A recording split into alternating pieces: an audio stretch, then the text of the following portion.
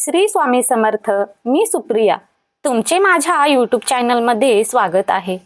तर आजचा विषय आहे देवघरामध्ये कासव का ठेवतात, कसे ठेवतात व कासव ठेवण्यामागचे धार्मिक महत्त्व काय.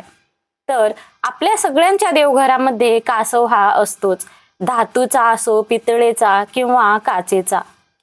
पण देवघरामध्ये कासव का ठेवला जातो, त्यामागचे धार्मिक महत्त्व काय व ते ठेवण्यामागचे फायदे काय आहेत, ते आज आपण या व्हिडिओमध्ये जाणून घेणार आहोत.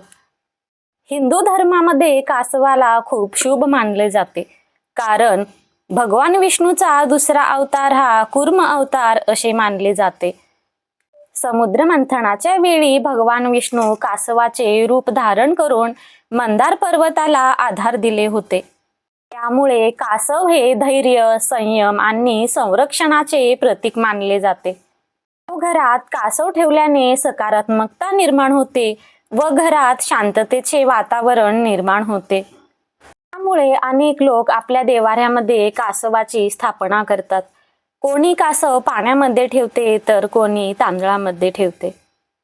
कासव ठेवताना काही गोष्टीची काळजी घ्यावयाची असते, ते म्हणजे कासव स्वच्छ आणि पूजेच्या ठिकाणी ठेवायचे. देवघरात ठेवलेल्या कासवाची नियमित पूजा करायची.